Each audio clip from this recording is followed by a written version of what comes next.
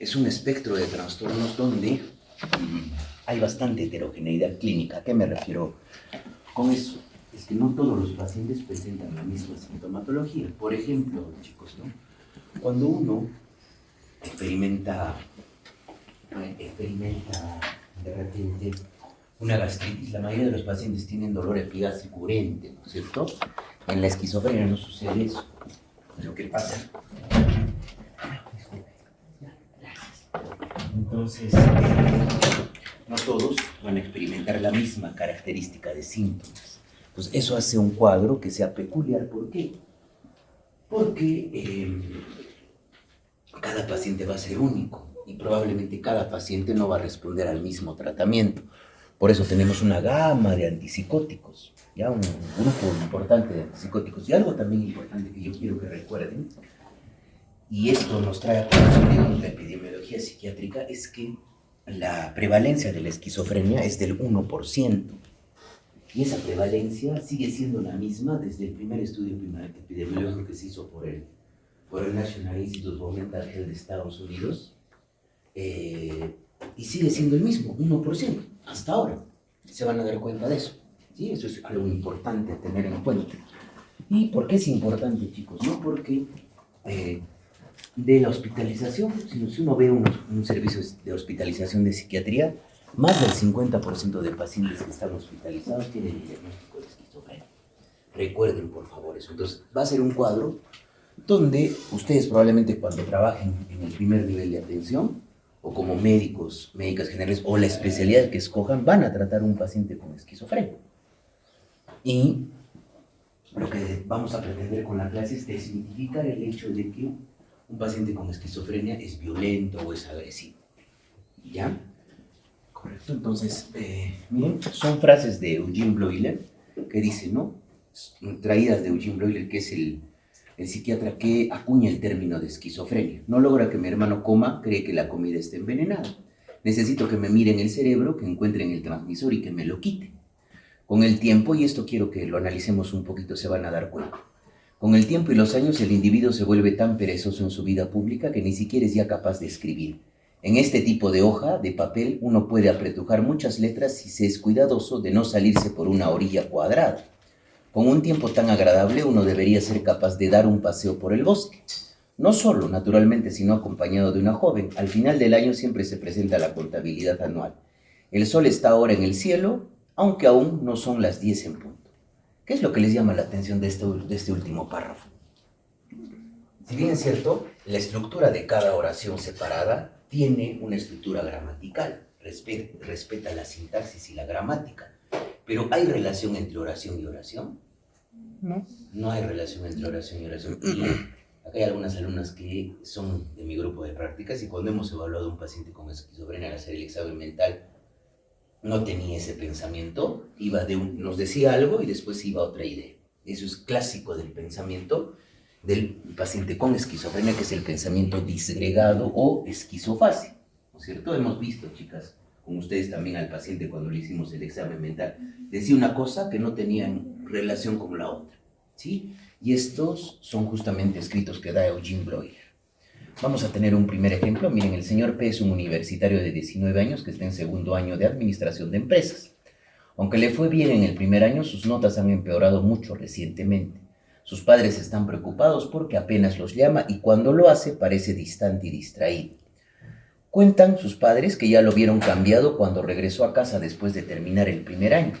Trabajaba en una tienda de juegos de cartas de fantasía y solía llegar a casa oliendo a cannabis.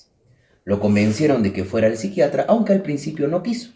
Durante la primera evaluación, estando sus padres delante, el señor P estuvo cohibido y se mostró reacio a hablar. El psiquiatra pidió estar a solas con él y los padres salieron. Al preguntarle si le gustaba algún juego de cartas en especial, el señor P pareció animarse y contó, aunque la mayoría de la gente cree que se trata de simples juegos, no era así. ¿Qué es lo que les llama la atención del paciente cuando tiene contacto con el psiquiatra, chicos? ¿Está un poco desconfiado o no? Desconfía del psiquiatra. ¿Y qué les parece, digamos, esta afirmación?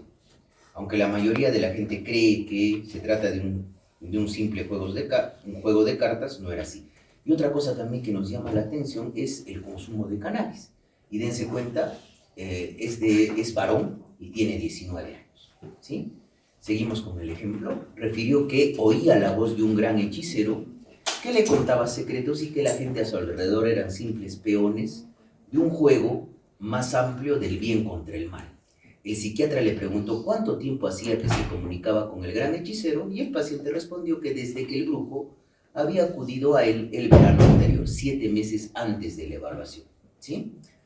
Al preguntarle si se comunicaba con el hechicero después de fumar cannabis, el paciente refirió que había empezado a oír la voz después de fumar cannabis, pero que llevaba más de 3 meses sin probarlo. El análisis toxicológico en orina, probablemente cualitativo, ese mismo día no encontró ninguna droga. Si nosotros hacemos el análisis fenomenológico de la psicopatología que tiene el paciente, esto que refiere oír la voz de un gran hechicero, ¿qué tipo de alteración es? ¿Ya? ¿Es una alucinación de qué tipo? Auditiva, ¿es simple, es compleja? Compleja, ¿no es cierto? Y ahora, estas ideas de que ese juego de cartas no es ese juego de cartas por el otro lado. ¿Está cerrado? Es que tienen que llegar ahora. ¿Ya? Ese juego de cartas no es más que probablemente solamente eran simples peones de un juego más amplio del bien contra el mal. ¿Qué les parece esa idea? ¿Es una idea creíble? ¿Es una idea extraña? ¿Es posible? No, pero el paciente cree en eso, ¿no es cierto? ¿Eso qué sería dentro del pensamiento? ¿Qué tipo de idea? ¿Es una idea sobrevalorada? ¿Es una idea delirante? ¿Es una idea deliroide? ¿Es una idea obsesiva? Delirante. Y es primaria, porque podemos llegar a comprender por qué ese paciente llega a creer eso. Si utilizamos el método de la comprensibilidad, no podemos llegar a entender por qué llega a creer eso. Entonces, ¿qué tiene el paciente? Tiene delirios y tiene alucinaciones. Y además, ¿qué pasa con la relación con sus padres? ¿Se está relacionando bien o se está empezando a aislar? Está cada vez más callado. Hay aislamiento social, ¿correcto? Entonces, miren, dense cuenta, y esto es muy importante para que analicen el caso, ¿sí? Ahora, probablemente hay una asociación entre fumar cannabis y el desarrollo de la sintomatología, sí. Entonces, algo importante, chicos, es que eso les comentaba a mis alumnas de prácticas del día de hoy, ¿no? El riesgo, por ejemplo, de fumar cannabis y desarrollar esquizofrenia, el odds ratio, varía más o menos entre 1.79, 1.8 a 2.39. Es decir, si alguien fuma cannabis, el riesgo de desarrollar esquizofrenia va entre 1.8 a 2.4. Entonces, ¿es un factor de riesgo o no es un factor de riesgo? Por supuesto que sí. No es tan benigna esta plantita que a veces se consume, es la primera droga ilegal más consumida en todo el mundo. Entonces nos vamos a empezar a hacer preguntas. ¿Cuál era la edad de nuestro paciente? 19 años. Y eso es algo muy importante porque se van a dar cuenta dos cosas acá. La mayor cantidad de incidencia de la esquizofrenia varía entre varones y mujeres, y esto quiero que recuerden. En los varones inicia entre los 15 y los 25 años, y en las mujeres inicia entre los 25 y 35 años. Entonces vamos a razonar un poco. ¿Quién va a tener un mejor pronóstico? ¿El varón o la mujer? ¿El varón o la mujer? En el varón inicia entre los 15 y los 25, y en la mujer entre los 25 y los 30. ¿Quién tiene mejor pronóstico? El varón. ¿Por qué tendría un mejor pronóstico la mujer? ¿Mm? ¿En qué edad está el varón si hace el primer episodio psicótico a los 16 años? Está en la adolescencia. ¿Va a tener reserva cognitiva? ¿Quién va a tener mayor reserva cognitiva, la mujer o el varón? Mujer. La mujer. ¿Se dan cuenta? Entonces, esa es la gran diferencia. Recuerden, por eso es muy importante la edad del paciente, ¿ya? Luego, ¿en qué medida se ha deteriorado su rendimiento académico? El hecho de experimentar los delirios, las alucinaciones y el aislamiento ha hecho que bajen sus notas, por supuesto. Y recuerden que, por definición, un trastorno psiquiátrico altera el funcionamiento y genera malestar subjetivo. Entonces, está alterando su funcionamiento, por supuesto. ¿Qué le preocupan a sus padres respecto a su comportamiento? A que el paciente esté empezando a aislarse, ¿no es cierto? Ya no quiere conversar con ellos. ¿Qué tipo de creencias tiene el paciente? Lo que ya les he explicado. ¿Son creencias extrañas? ¿Son posibles? ¿Es posible que un hechicero, que el juego de cartas sea algo más? No, son ideas delirantes de contenido místico, místico más que todo, ¿no es cierto? A ver, les vamos a abrir la puerta atrás ya. ¿Presenta alguna alteración en la sensopercepción? ¿Qué tipo de, qué escucha? Escucha la voz de un hechicero que le habla. Entonces tiene una alucinación auditivo-verbal compleja. Y va a existir, lo que les he dicho, alguna relación entre el inicio del consumo de cannabis y los síntomas. Por supuesto que sí, puede ser un gatillante en el consumo, ¿ya? Y finalmente, esto es algo muy importante para que especifiquemos el tiempo que lleva enfermo el paciente.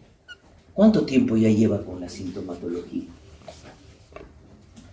¿Cuánto tiempo ya aparentemente el hechicero había acudido donde él ya le estaba hablando? 7 meses. Entonces, una de las cosas importantes en la esquizofrenia es que el paciente por lo menos ya tiene que tener 6 meses de sintomatología.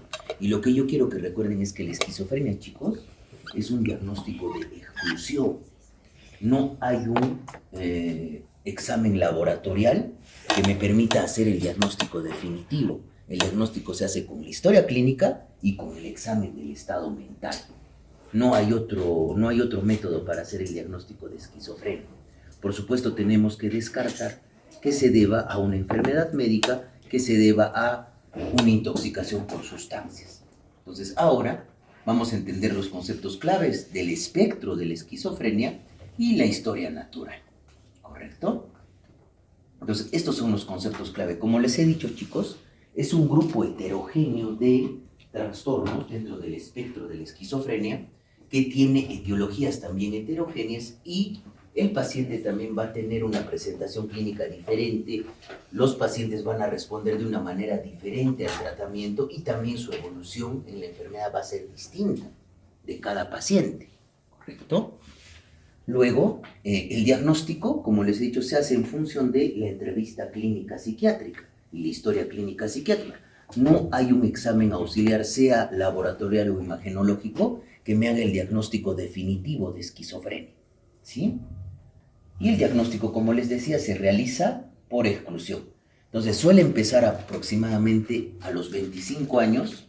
Algo importante es que este trastorno es uno de los trastornos psiquiátricos graves, persiste durante toda la vida, va a afectar a todas las clases sociales, no diferencia clases sociales en la esquizofrenia, y como aparece en edades jóvenes, ¿qué va a generar? ¿Ustedes creen que un paciente que inicia una esquizofrenia a los 17 años va a poder terminar de estudiar? No, entonces va a generar disfunción importante, duradera, y al final, como los pacientes con esquizofrenia, chicos, no tienen una introspección respecto a la enfermedad, lo clásico es que los pacientes dejen la medicación. Y al dejar la medicación, presentan una exacerbación aguda del cuadro y van a requerir hospitalizaciones continuas. Va a requerir rehabilitación y servicios de apoyo. Y miren, esto es algo muy importante. Está dentro de las 25 principales causas de discapacidad. Y miren, lo que les decía, a pesar de tener una prevalencia relativamente baja, un punto de comparación, miren, la esquizofrenia tiene una prevalencia del 1% y el trastorno afectivo bipolar tiene una prevalencia del 6%. Miren, dense cuenta. Y el impacto probablemente sobre los años de vida ajustados por discapacidad que va a tener la esquizofrenia. Y es preferible, como les he dicho, entenderla como un síndrome, es decir, un grupo de trastornos. Por eso se habla espectro de la esquizofrenia y otros trastornos psicóticos, ¿ya? Entonces, acá es algo muy importante que ustedes me puedan diferenciar. Una cosa, chicos, es psicosis y otra cosa es esquizofrenia. La psicosis o el síndrome psicótico, primeramente, se produce cuando hay una quiebra en la comprobación de la realidad, se pierde el juicio de realidad, es decir, el paciente experimenta como si su realidad interna, sus pensamientos, se fundieran con el medio externo.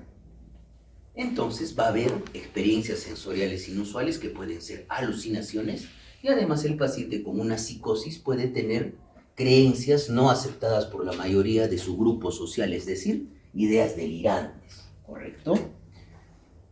En la esquizofrenia, ¿qué es lo que sucede? Es un grupo de síndromes que no solamente implica experimentar alucinaciones e ideas delirantes, sino va a haber una alteración en el curso o forma del pensamiento, en su contenido con ideas delirantes, va a haber alteraciones en el lenguaje, va a haber alteraciones en la conducta. Nuestro paciente, ¿qué hacía? Se estaba aislando o puede tener conducta desorganizada, ¿sí? Va a haber impacto cognitivo porque cada episodio, cada exacerbación aguda de la esquizofrenia va a generar pérdida de masa neuronal cortical. Y eso se va a evidenciar con que después de cada exacerbación empieza a disminuir el coeficiente intelectual en 1 a 2 puntos, ¿sí? Y además hay alteraciones del afecto, predominantemente a veces lo que se conoce como síntomas negativos, la apatía, la abulia, la anedonia, ¿correcto? O incluso un afecto, a veces que nos llama la atención cuando hablamos los pacientes, un afecto inapropiado, o sea, no apropiado al contexto. Pero en la psicosis recuerden que hay múltiples etiologías. Uno puede tener una psicosis, chicos, debido a probablemente una enfermedad médica. Tengo un lupus, el lupus hace afectación neuropsiquiátrica y puedo hacer un síndrome psicótico. Me intoxico por cocaína y puedo tener una psicosis. Pero esto es lo que yo quiero que recuerden y diferencien. Psicosis no es sinónimo de esquizofrenia. Sin embargo, los internistas en el hospital piensan que todo paciente con psicosis tiene esquizofrenia, o todo paciente que experimenta alucinaciones tiene esquizofrenia. Y no es así. La esquizofrenia se da como diagnóstico por exclusión. En cambio, la psicosis tiene múltiples etiologías. Se puede producir incluso psicosis cuando se hace pulsos con corticoides. Puede generar psicosis. O de repente un paciente que tiene un tumor cerebral puede tener alucinaciones visuales. Y además puede desarrollar ideas deliroides, pero ya serían secundarias a el trastorno principal. Entonces, eso es lo que yo quiero que se den cuenta. Que si bien es cierto un paciente con esquizofrenia, cuando haga la exacerbación aguda de la enfermedad, va a presentar psicosis, delirios y alucinaciones, pero no son solamente los únicos síntomas, sino afecta la cognición, la conducta, el pensamiento, tanto en forma como en contenido, el afecto y la comunicación y el lenguaje. Pero ¿cuál es la gran diferencia? Que la esquizofrenia ya tiene un curso y un pronóstico ya bien definido. Ya sabemos cómo evoluciona la enfermedad, según los estudios epidemiológicos, ¿sí? Y acá tenemos, como les he dicho, ¿no? La prevalencia no ha cambiado. Está más o menos entre el 0.7 al 1%. Y eso continúa. Desde el primer estudio realizado por el epidemiológico psiquiátrico, realizado por el National Institute of Mental Health en 1982, que es el ECA, Epidemiological Catchment Area, se llama ese estudio. Ese estudio que se ha hecho en Estados Unidos identificó un 1% de prevalencia de la esquizofrenia. Se replicó el estudio en diferentes zonas y sigue siendo la prevalencia 1%, no ha cambiado, ¿correcto? Otra de las cosas es muy importante lo que les decía. Miren, el ratio varón-mujer es casi de 1 a 1, pero ¿cuál es la gran diferencia? Y el pronóstico, el primer episodio psicótico. ¿Sí? Empieza entre los 15 a 25 años en los varones y los 25 a 35 años en las mujeres. Y eso implica el mejor pronóstico en la mujer de la esquizofrenia, ¿correcto? Porque probablemente hasta los 25 años una mujer ha podido terminar una carrera universitaria. Pero un varón, si inicia entre los 15 y 25, probablemente aparece el primer episodio cuando el paciente está estudiando. Sí, por eso el pronóstico es peor en el varón, ¿sí? Luego, otra de las cosas, menos de la mitad de los pacientes diagnosticados reciben tratamiento. Y es una enfermedad poligénica, esto también recuerden. O sea, hay varios genes, es una enfermedad poligénica compleja de penetrancia incompleta. No sigue las leyes mendelianas para la transmisión de la enfermedad. Recuerden, por favor, eso. Es decir, hay varios genes. Miren, por ejemplo, en la población general, 1% de prevalencia. En un hermano no gemelo, 8%. Hijo de progenitor con esquizofrenia, 12%. Gemelo disigótico de un paciente con esquizofrenia, 12%. Hijo de 2 padres con esquizofrenia, 40%. Y un gemelo monocigótico, 47%. Si seguiría las leyes mendelianas, ambos deberían tener el 100% de riesgo de esquizofrenia. Pero, ¿qué explica el otro 53%? El ambiente, ¿correcto? Por eso vamos a hablar de un modelo de diates-estrés, que es natura, que son los genes, versus nurtura, que es la crianza. Vamos a verlo ahorita en un momento. Y ahora, esto no es el objetivo, chicos, es que no se aprendan todos los genes de susceptibilidad. Yo les traigo esto porque es importante que vean, y lo que sí quiero que recuerden, y recalco en la clase, es que es una enfermedad poligénica compleja de penetrancia incompleta. Es decir, vamos a tener genes de susceptibilidad. Entonces, mientras más genes de susceptibilidad tenga, y me voy a exponer a ciertas situaciones o eventos ambientales, voy a tener la probabilidad de desarrollar la esquizofrenia. ¿Ya? Es como si yo tuviera los genes, esto les decía a mis alumnas también, en un potecito de caramelos, ¿no? Y el pote de caramelos aguanta 50 caramelos, y yo le echo una bolsa de 100. El resto va a rebasar. Lo mismo pasa, ¿no?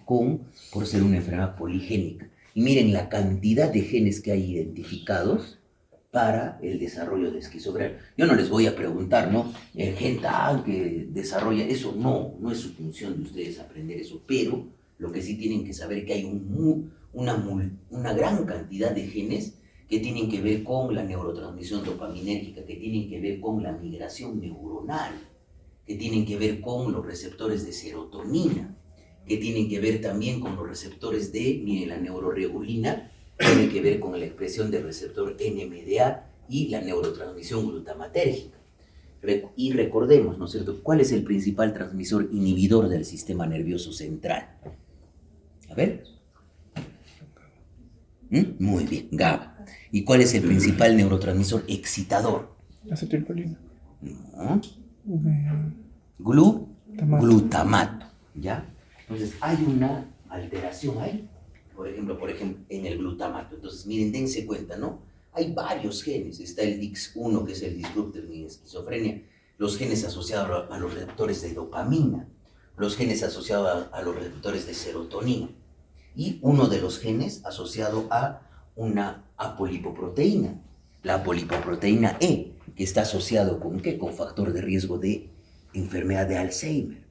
Es por eso que estos pacientes tienen deterioro cognitivo, a diferencia de los otros pacientes que no tienen una esquizofrenia. Y se van a dar cuenta cuando veamos la perspectiva histórica, cómo probablemente ya desde años anteriores identificaron a estos pacientes que eran jóvenes y parecía que tenían una demencia, y acuñan el término demencia precoz, que era el término que se utilizaba anteriormente para definir a la esquizofrenia. O sea, todo tiene sentido, chicos. No podemos, digamos, hacer nosotros pseudociencia, ni tampoco yo les puedo presentar algo con el objetivo de mentirles. Todo tiene que estar basado en evidencia científica. Y algo importante, miren, esto es de un libro del 2025, miren la cantidad, chicos, de estudios que hay respecto a esquizofrenia. Estudios que hay respecto a esto. ¿Por qué creen que ha crecido? Porque se ha empezado a avanzar en el estudio de la neurobiología de la propia enfermedad, tanto en la esquizofrenia como en los primeros episodios psicóticos, así como también metaanálisis, miren. ¿Y de dónde sacamos la mayor cantidad de evidencia científica? De las revisiones sistemáticas y de los metaanálisis, ¿sí? Y esto es justamente de un libro del 2025, ¿ya? Y acá vemos la epidemiología, ¿no? Es importante recordar, chicos, que acá tenemos la población total en azul y una corte seguida de 10 años de Medicaid. Esto es de un paper, de un review de Springer, que justamente les he dejado para que les voy a tomar el examen de acá. El cuestionario, el pasito del domingo, va a ser de este artículo, que es un review bien bonito de Springer, ¿ya? Que parecen varias hojas, pero son más las hojas que le he enviado a Jorge para que lo comparta, porque creo que la doctora todavía no lo ha subido, ¿no es cierto? Sí, ya los entregamos. Ya, se los envías, porque la doctora no lo ha subido, ¿no es cierto? Ya. Entonces, miren, dense cuenta cómo la esquizofrenia empieza a aparecer entre los 15 y los 25 años. Y de ahí sigue el curso. Igual, miren, vean, esto es otro grupo poblacional Market Scan. Igualmente está entre los 15 y los 25 años. Eso es para que ustedes recuerden, ¿ya? ¿Y qué sucede en nuestro país? Acá lo importante, chicos, es que acá tenemos un estudio. Esto es un estudio del Instituto Nacional de Salud Mental Lidero Noguchi Honorio Delgado. Bueno, acá estamos hablando de episodio psicótico. Y un episodio psicótico es como si fuera solamente psicosis, ¿correcto? ¿Cuánto es la prevalencia total? Esto es un estudio que se hizo en hospitales regionales donde se incluyó el Hospital Honorio Delgado. 1.2% aproximadamente. ¿Ya? Y casi el ratio es el mismo, ¿no? Entre varones y mujeres. Y la prevalencia de vida, ¿no es cierto? Esto es utilizando el CIE-10, en Arequipa es más o menos 0.7%. Y esto es en los hospitales regionales. Y vean, miren, Arequipa, ¿qué hospital participó? Hospital Regional Honorio Delgado. Y esto es del año 2019. El Instituto Nacional de Salud Mental Lidero Noguchi Honorio Delgado hace pues estudios epidemiológicos. Y de ahí tenemos que sacar los datos dentro de nuestro contexto. Y miren, esto es probablemente el último estudio que hay publicado por el Instituto Nacional de Salud Mental. Es un estudio donde se hace la prevalencia, donde se estudia los trastornos mentales en adultos en 3 regiones, Arequipa, Moquegua y Puno. Ha sido publicado en 2023, si no me equivoco. Miren, episodio psicótico incluye esquizofrenia, ¿no es cierto? Porque también el episodio psicótico tiene múltiples etiologías. Puede ser un trastorno afectivo bipolar con síntomas psicóticos, puede ser una depresión psicótica, ¿sí? Pero igual la prevalencia es casi la misma, 1.5. Y acá tenemos algunas características propias de los síntomas psicóticos en la población adulta. Por ejemplo, ¿ha tenido la impresión que alguien lo espiaba o conspiraba o tramaba algo en contra de usted? ¿Ha tenido la impresión que alguien intenta hacerle daño? ¿Ha tenido la impresión que le podían leer sus pensamientos o que podía leer los pensamientos de otros? Entonces, la sintomatología va a variar, ¿no? Esto es lo que les quería traer en esta lámina, cómo varía la sintomatología, y el estudio es del año 2022. ¿Sí? Y acá esto es algo muy importante, porque siempre es importante entender cómo se ha desarrollado el concepto actual de lo que conocemos como esquizofrenia. Miren, tenemos nuestra línea de tiempo y acá aparece Philippe Morel, un psiquiatra francés que acuña el término demence precoz, es decir, en francés es demencia precoz. Y normalmente la demencia en quienes aparece en adultos mayores. Y al hablar de demencia precoz, ¿a qué me refiero? A que está apareciendo en un joven. Y eso es totalmente atípico o inusual, ¿no es cierto? Luego aparece Carl Baum, que habla de la catatonía. Y la catatonía tiene que ver con síntomas motores. Eso es lo que sucede, por ejemplo, con pacientes que pueden tener flexibilidad seria. Uno le levanta el brazo y se queda el brazo acá. O de repente uno le dice hola, el paciente le vuelve a decir hola. Le da la mano y el paciente, o digamos, hace esto y el paciente hace eso. Eso se llama ecopraxia. Lo otro se llama ecolalia. ¿Sí? O puede tener mutismo o puede tener negativismo. Eso es catatonía. ¿Ya? Luego aparece Hecker con el término de hebefrenia. Y hebefrenia se refiere a esa esquizofrenia hebefrénica o desorganizada. ¿Y de dónde viene el término hebefrenia? De efebo. ¿Y qué es efebo? ¿Quién sabe qué es efebo? ¿Qué es un efebo? A ver, un joven.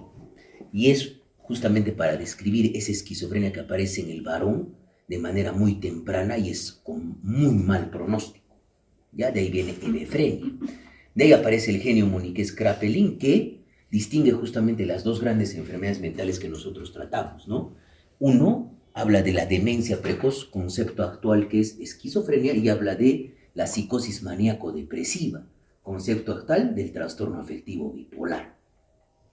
Luego aparece Bloiler, que como les he dicho, es el que acuña el término esquizofrenia, y habla también de un espectro, ¿sí? Y acuña el término esquizofrenia. ¿Y de dónde creen que viene el término esquizofrenia? ¿Qué significa esquizo? Separado. Separado. Separado o ruptura o escisión. ¿Y qué es la frenología? ¿Qué estudia la frenología? No me van a decir que estudia los frenos, ¿no es cierto? ¿Qué estudia la frenología? La forma de los cráneos. Ya, eso estudia la frenología. Entonces, ¿qué sería esquizofrenia? Bleuler quería, digamos, replicar el término porque se produce una ruptura en todas las funciones psíquicas, chicos. Por eso se habla de esquizofrenia, ¿ya?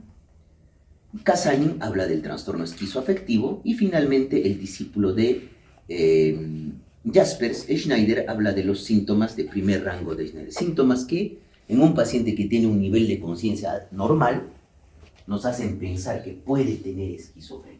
Pero recuerden, ¿no es cierto?, que no hay ningún síntoma ni signo patognomónico de la esquizofrenia, ni tampoco algún tipo de examen auxiliar que nos permita hacer el diagnóstico. Luego aparece este señor, ¿no es cierto?, Hugo Serletti, en 1938, que crea la terapia electroconvulsiva, antes incluso que el desarrollo de la terapia psicofarmacológica, ¿sí? Ahora, lamentablemente, se ha retirado, ya no hacemos terapia electroconvulsiva porque lo único que se ha demostrado en los estudios respecto a la terapia electroconvulsiva es que simplemente, respecto al tratamiento farmacológico, genera una respuesta más rápida solamente. Si bien el tratamiento farmacológico con antipsicóticos genera que un paciente mejore en 2 a 3 semanas, la terapia electroconvulsiva lo hace en 3 días, ¿no? Pero igual el paciente necesita un tratamiento farmacológico y además todo el aparataje que se requiere para hacer una sesión de terapia electroconvulsiva. Se requiere sala de cirugía menor, se requiere que haya un anestesiólogo, se requiere que haya una monitorización del electroencefalograma. Por eso ya no se utiliza mucho la terapia electroconvulsiva. Luego aparece Paul Charpentier, que sintetiza justamente la clorpromacina, que es la droga que revoluciona todo en la esquizofrenia. Permite justamente que todos esos pacientes que estaban anteriormente en estos conocidos como manicomios u hospicios, se les empezó a dar la clorpromacina y los pacientes mejoraban sus síntomas psicóticos y podían ya ser un poquito funcionales. Y empezaron a liberarse de los manicomios, que los tenían aislados en otro lado, ¿sí? Y ahí está justamente el nombre comercial de la clorpromacina, que es Largantil, que actualmente en el momento ya no se utiliza mucho, ¿no? ¿Por qué? Porque la clorpromacina es un fármaco muy sucio. ¿Por qué decimos que es sucio? No porque no se baña, ¿no es cierto?, sino porque tiene muchas interacciones con otros receptores. Por ejemplo, puede provocar, al actuar sobre receptores alfa-adrenérgicos, puede provocar hipotensión.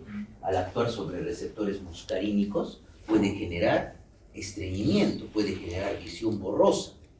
Entonces, ese es el problema de la clorpromacina. Y de la idénica son los que publican esto y hacen la primera valoración sistemática de la clorpromacina y se demuestra que la clorpromacina es útil para el tratamiento de la esquizofrenia y especialmente reduce los síntomas positivos. ¿Y cuáles son esos síntomas positivos? Los delirios y las alucinaciones, ¿sí? Reduce los síntomas positivos. Y luego aparece este señor, que justamente su nombre está pues dentro de un gran laboratorio farmacológico mundial, que es Janssen, ¿no es cierto? Él sintetiza una butirofenona que hasta ahora la estamos utilizando, este compuesto R1625, butirofenona o haloperidol, ¿sí? Esta es la estructura, que es uno de los fármacos que más utilizamos cuando hay exacerbación aguda de esquizofrenia. Y no solamente se utiliza en la esquizofrenia, sino se utiliza para el control de la agitación psicomotriz, ¿sí? Y luego aparece Timothy Crowe, que habla de esquizofrenias tipo 1 y tipo 2. La tipo 1 es la que tiene mejor pronóstico y la tipo 2 es la que tiene peor pronóstico. Y luego aparece Nancy Andreasen, que ha sido directora del National Institute of Mental Health de Estados Unidos, y habla justamente de lo que yo les voy a explicar ahora, que es un síndrome ¿qué es lo que se produce en la esquizofrenia? Se produce una desconexión fronto-diencefálica cerebelosa. ¿Ya? Es decir, al final el paciente, cuán importante, chicos, es el lóbulo prefrontal, se van a dar cuenta. Y ahora vamos a hablar de la etiopatogenia de la esquizofrenia. ¿Sí? O sea, ¿por qué se produce? Entonces, hay hipótesis de psicosis y de las redes neuronales. Principalmente hay 3 hipótesis, chicos, ¿no? Primeramente, la teoría dopaminérgica, que dice que hay una hiperactividad en los receptores dopaminérgicos, pero a predominio mesolímbico, ¿ya? Pero hay una hiperdopaminergia mesolímbica, pero contrariamente hay una hipodopaminergia mesocortical. La hiperdopaminergia mesolímbica explica los delirios y las alucinaciones, y la hipodopaminergia mesocortical, que es en el córtex prefrontal, explica los síntomas negativos, la apatía, la bulia y los síntomas cognitivos, ¿sí? También hay una teoría de el glutamato, donde hay una hipofunción del receptor N-metil de aspartato, y se van a dar cuenta cuán importante ahí es una neurona, una interneurona GABAérgica que les voy a presentar en unos slides siguientes. Y luego hay una teoría serotoninérgica. ¿Por qué? Porque hay drogas, chicos, que son agonistas del receptor 5-HT2A, que son las drogas psicodélicas. Ahí está la dietilamina del ácido lisérgico, está la mescalina, está el peyote, está justamente el ayahuasca, que es la dimetiltriptamina, que genera pues un síndrome psicótico, pero no porque genera aumento de liberación de dopamina, sino porque actúa como agonista de los receptores 5-HT2A, ¿ya? Esa es la explicación. Y acá tenemos justamente el mecanismo propuesto. ¿Y cómo se llegó, digamos, a esto, no? Porque muchas veces los psicoestimulantes, que son agonistas del receptor D2, pueden generar alucinaciones auditivas, ideación paranoide, pero no hay introspección, ¿sí? Eso para la teoría dopaminérgica. Ahora, para las drogas disociativas, ahí está pues justamente el polvo de ángel, que es la fenciclidina, y la ketamina. Estas drogas son antagonistas del receptor NMDA, y cuando uno le da ese tipo de droga a un paciente, puede generar alucinaciones visuales, igualmente ideación paranoide, pero no hay introspección. Y lo que les decía, miren, los psicodélicos, ahí está la psilocibina, la dietilamina del ácido lisérgico, la dimetiltriptamina, la mescalina, actúan como agonistas de los receptores 5-HT2A y provocan alucinaciones visuales y delirios de contenido místico. Si los pacientes tienen un viaje astral, eso es lo que dicen cuando tienen esta experiencia con este tipo de drogas. Pero si hay una introspección, es decir, el paciente sabe que por haber consumido esa sustancia está experimentando eso, a diferencia de los otros dos. Ahora, lo que más vamos a desarrollar y probablemente lo que más se ha desarrollado es la teoría dopaminérgica. Recuerden, y esto lo vuelvo a repetir, según la teoría dopaminérgica, hay una hiperdopaminergia mesolímbica que explica los síntomas positivos, delirios y alucinaciones, y hay una hipodopaminergia mesocortical que explica los síntomas negativos y los síntomas cognitivos, ¿ya? Recuerden por favor eso. Y teniendo en cuenta la heterogeneidad sintomática o pronóstica de este grupo de pacientes, no se puede considerar un único factor aislado para que digamos, indique que esta es la etiología de de la esquizofrenia. Entonces, el modelo que mejor integra toda esta heterogeneidad que ahorita se los voy a presentar es el modelo de diátesis estrés. Es decir, ¿qué es una diátesis? Es una predisposición. Y estrés vendría a ser probablemente la exposición a un factor externo, ¿sí? Entonces, acá estamos viendo, miren chicos, ¿no? Hay endofenotipos, que esto depende única y exclusivamente de la genética. Hemos visto la cantidad de genes que pueden estar alterados. Hay disfunción en la neurotransmisión cerebral, puede haber alteraciones cognitivas, alteración en la discriminación de los estímulos sensoriales, alteración de las propias células gliales, recorte excesivo de sinapsis. Van a ver que se produce dos tipos de poda neuronal, y eso coincide probablemente que la primera poda es a los 6 años, la segunda poda es a los 16 años, y eso coincide probablemente en la segunda poda que hay el primer episodio psicótico, ¿sí? Luego, esto en su misma variedad va a haber estrés biológico. Hemos dicho, ¿no es cierto? El cannabis puede generar que un paciente haga un primer episodio de una esquizofrenia. El estrés psicológico, pérdidas afectivas, o el estrés social, deficiente soporte. Y al final se desarrolla la esquizofrenia. Esto es un modelo de diátesis estrés. Sobre una predisposición genética, los factores externos pueden hacer que el individuo desarrolle el trastorno. Pero miren, dense cuenta, Si yo no me expongo, tengo probablemente la predisposición genética, pero no me expongo a estos estresores, probablemente no haga el trastorno. Es por eso que la prevalencia entre gemelos monocigóticos es de 47%. El 47% explica esto y el 53% lo explica lo demás. Si se dan cuenta, ¿sí? Y esto es justamente lo que les decía. Natura, los genes, versus crianza, nurtura, ¿sí? Entonces, natura versus nurtura, el modelo de diátesis estrés. La natura, ¿qué cosa es, chicos? Nuestros genes. Entonces tenemos un montón de factores de riesgo en los genes que tienen que ver con sistemas de neurotransmisión, que tienen que ver con sinaptogénesis, neuroplasticidad, cognición, la misma neurotoxicidad de la psicosis, y la vulnerabilidad al estrés. ¿Y cuáles son probablemente los factores ambientales estresantes? Eventos obstétricos, muchos pacientes, por ejemplo, pueden tener sufrimiento fetal agudo, ¿correcto? Abuso en la infancia es muy importante y hemos hablado de, ¿por qué? Porque se ve, chicos, también, por ejemplo, que ha habido una estacionalidad en la esquizofrenia, es decir, la mayor cantidad de pacientes que tienen esquizofrenia nacen probablemente en primavera. ¿Ya? Y como nacen en primavera, se asoció a una infección viral en el primer trimestre, que sería entre mayo, que es en invierno, y está asociado, digamos, a algún virus. Había esa tendencia. O también es muy frecuente que se desarrolle esquizofrenia en los hijos de madres que tienen infección por Toxoplasma gondii, ¿ya? La marihuana es un factor de riesgo que ya les he explicado. Igualmente, experiencias traumáticas, así como también incluso hasta el acoso escolar. Y esto se va juntando, como si fuera un cúmulo de factores sobre un riesgo poligénico, ¿no es cierto?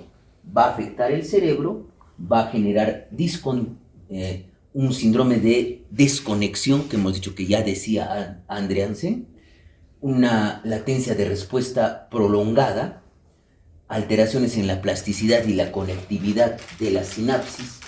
Hay probablemente una inadecuada función de la unión de la hendidura sináptica. También hay disregulación en lo que ya hemos visto, en esos principales neurotransmisores, dopamina, glutamato y serotonina, y una eliminación competitiva anormal de la sinapsis. Y al final, ¿qué va a hacer el paciente? Va a ser alucinaciones, delirios y trastorno del pensamiento, es decir, finalmente va a ser la esquizofrenia.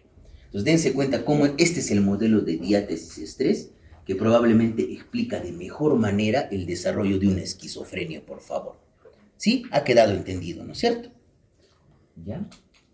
Y miren el neurodesarrollo. Y esto era lo que, por eso yo les decía, miren, todos los genes que les he puesto en una lámina están acá.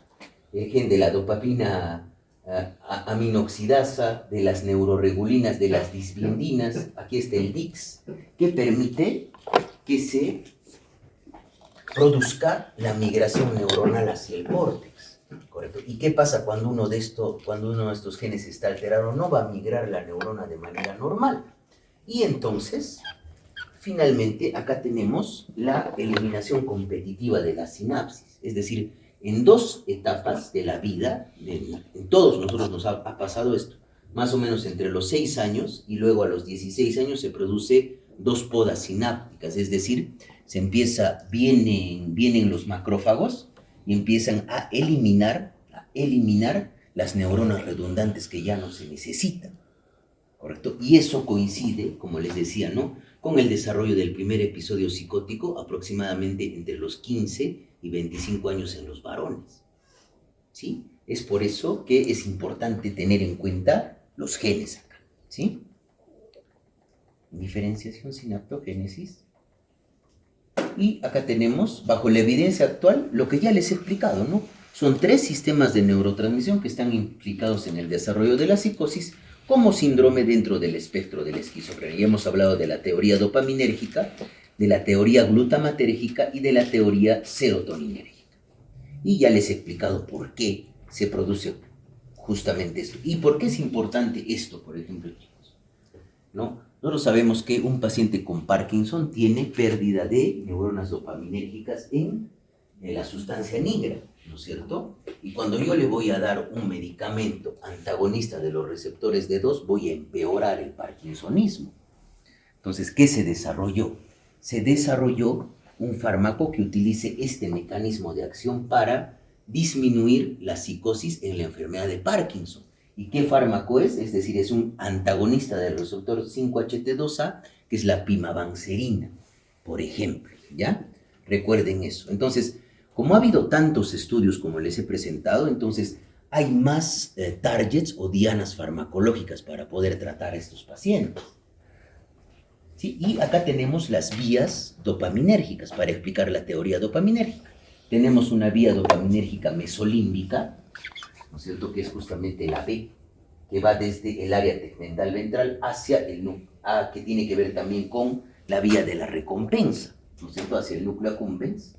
Tenemos también una vía dopaminérgica mesocortical que va justamente desde el área tegmental ventral hacia ¿dónde?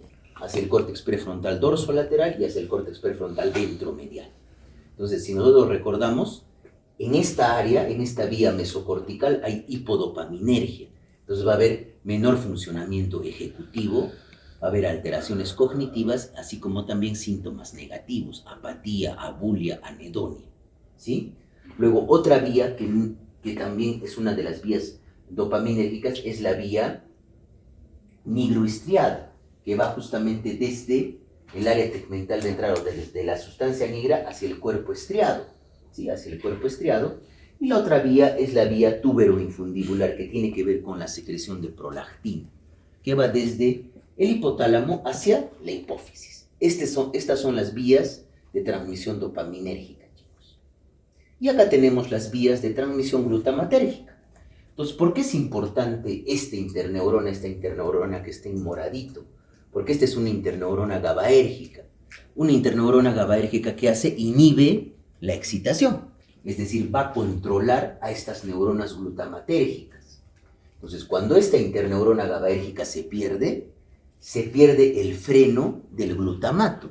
Y el glutamato va a actuar sobre estas vías, haciendo que empiece a haber mayor cantidad de dopamina en la vía mesolímbica y el paciente experimente síntomas positivos. Esa es otra vía, ¿ya? Y acá tenemos la otra vía de la transmisión serotoninérgica. La serotonina, al final, chicos, interactúa con un montón de receptores y casi con todos los sistemas de neurotransmisión cerebral. Y acá tenemos cómo actúan probablemente esas drogas, ¿no? La posibilidad del desarrollo de síntomas psicóticos como agonismo del 5-HT2A, ¿no es cierto? Lo que utiliza las drogas que son psicodélicas. Actúan sobre, es decir, son agonistas del receptor 5-HT2A, y al ser agonistas, ¿qué van a empezar a generar? Que la neurona glutamatérgica empiece a aumentar la liberación de dopamina, noradrenalina, acetilcolina, histamina e incluso hasta la misma serotonina.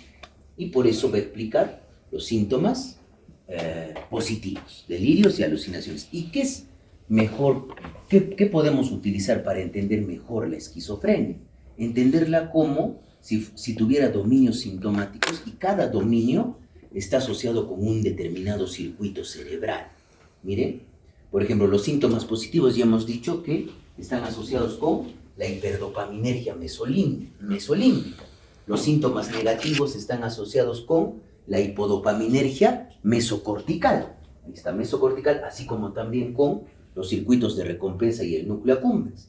Los síntomas cognitivos tienen que ver con el córtex prefrontal dorsolateral, los síntomas afectivos con el córtex prefrontal ventromedial y los síntomas agresivos con el córtex orbitofrontal y la amígdala.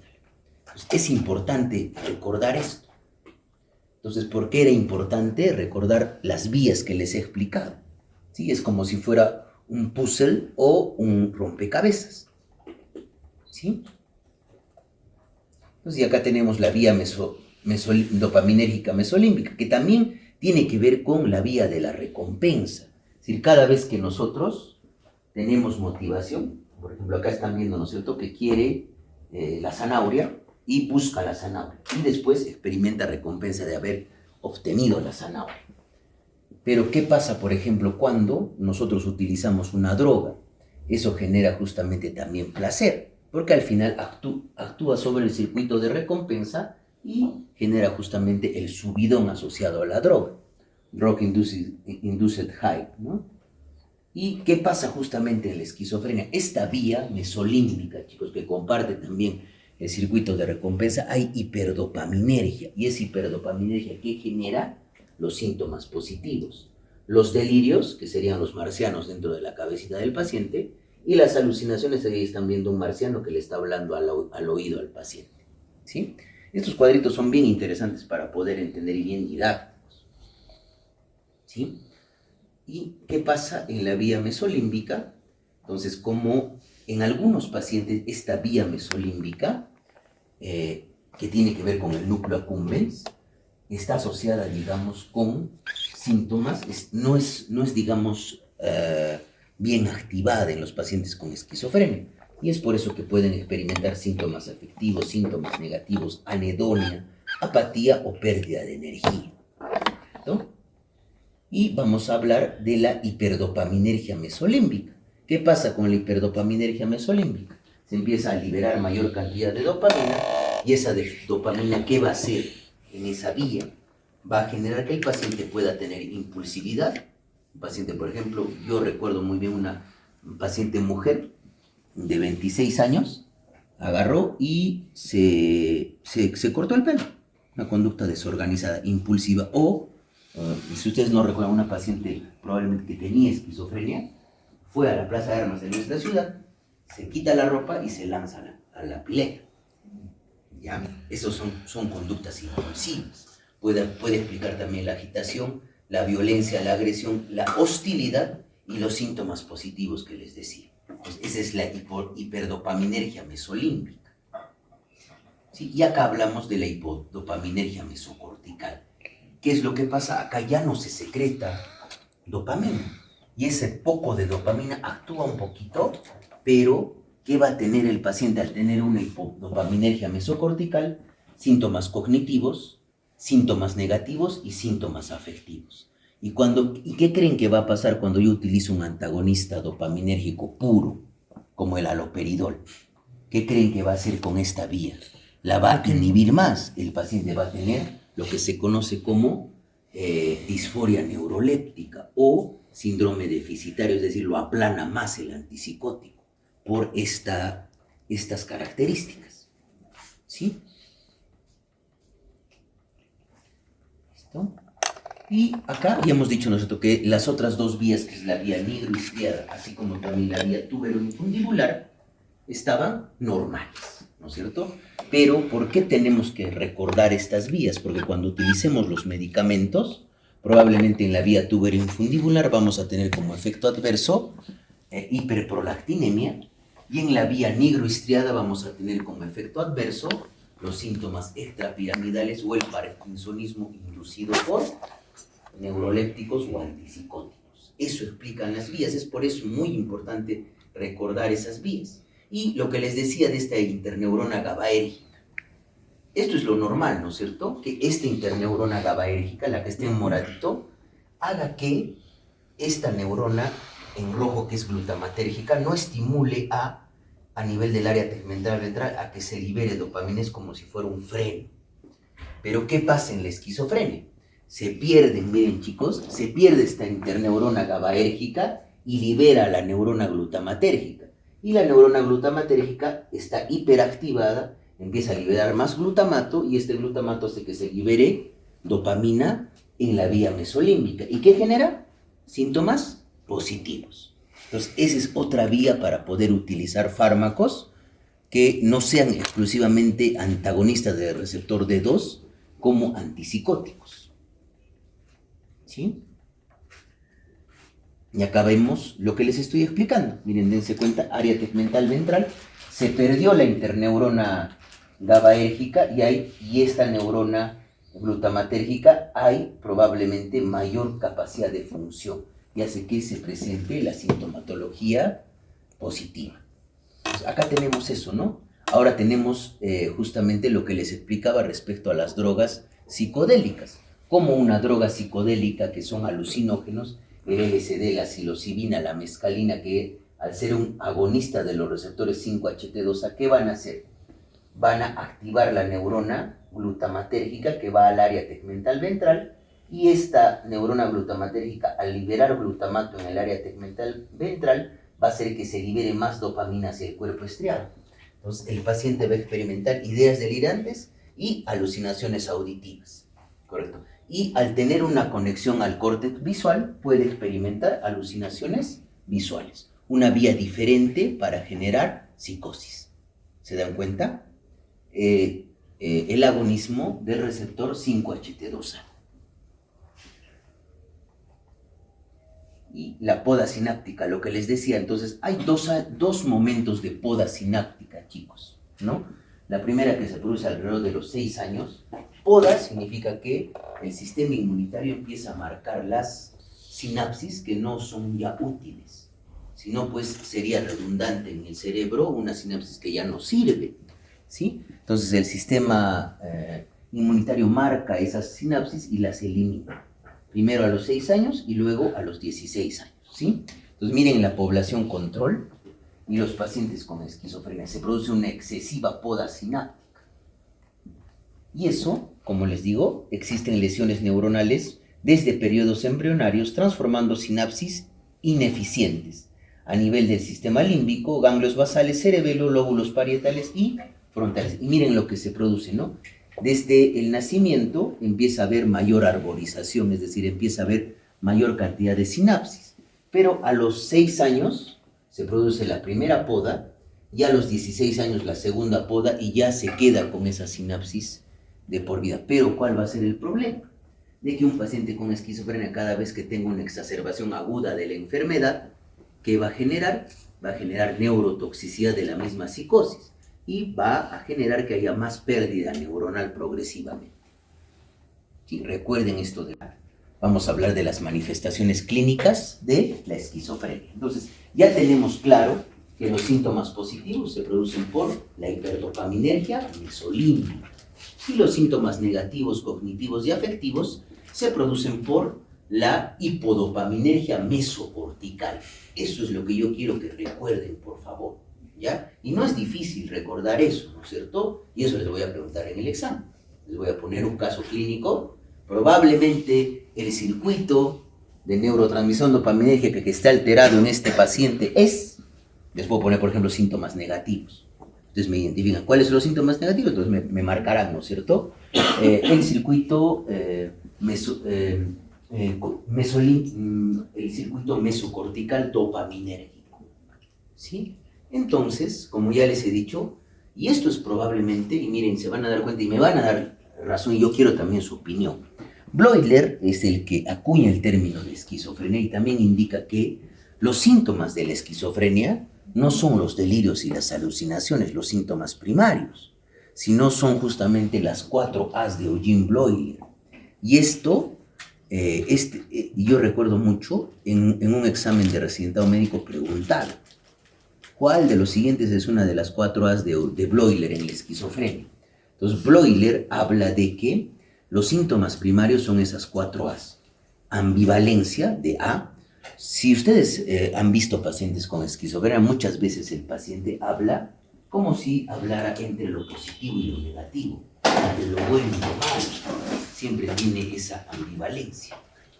Siempre tiene esa ambivalencia, ¿ya? Siempre tiene esa ambivalencia. Luego, autismo. ¿Qué significa autismo, chicos? El paciente empieza a aislarse en su mundo interno, en su propio mundo, ¿ya? En su propio mundo. Luego, alteración del afecto. El paciente tiene síntomas afectivos, ¿no es cierto? Como un afecto inapropiado, puede tener un afecto embotado o un afecto aplanado. Y finalmente, aparecen las asociaciones laxas, que hemos visto en el primer ejemplo. ¿Había correlación entre cada idea e idea? No, eso es asociaciones laxas, pensamiento disgregado o esquizofasia, ¿ya? Eso es lo que decía Bloiler, que los síntomas primarios son la ambivalencia, el autismo, la alteración del afecto y las asociaciones laxas. Y a partir de estos síntomas primarios se generan los síntomas, esos son las 4 A's de Bloiler, se generan los síntomas secundarios que serían los delirios, ideas delirantes o delirios y las alucinaciones, ¿sí? Y yo estoy de acuerdo con Bloiler, de verdad, porque lo primero que aparece es pues la ambivalencia, las asociaciones laxas, el autismo y la alteración del afecto, y lo que probablemente nosotros vemos son los síntomas positivos solamente, ¿sí?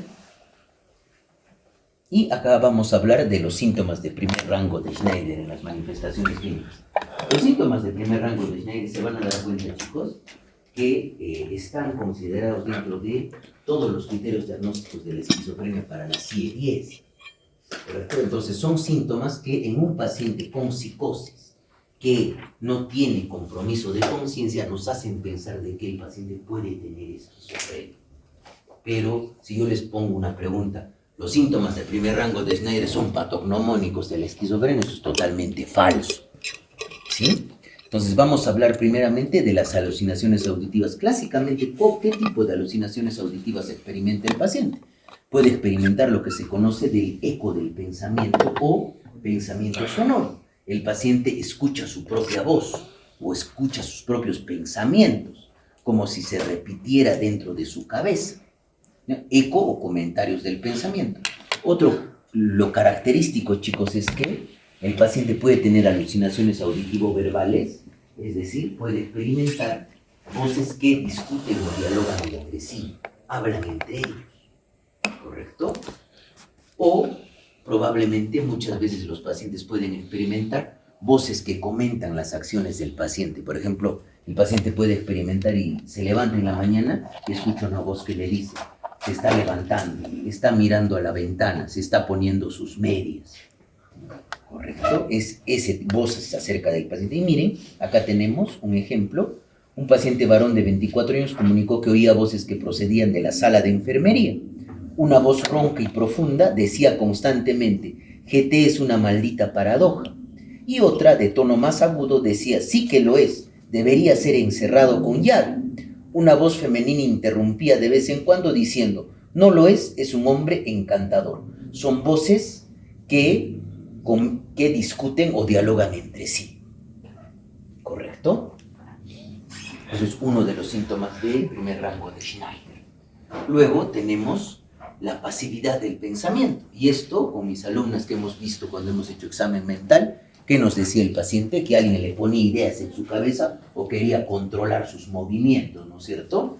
Entonces podemos tener robo del pensamiento, donde el paciente siente que alguien le retira sus pensamientos. ¿Y eso cómo se va a evidenciar en el examen mental? Cuando valoramos el curso del pensamiento, el paciente puede tener bloqueo.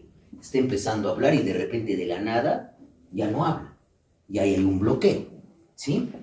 Luego, inserción del pensamiento, el paciente siente que hay un agente o una agencia externa, un agente externo que le pone ideas a su cabeza, ¿sí?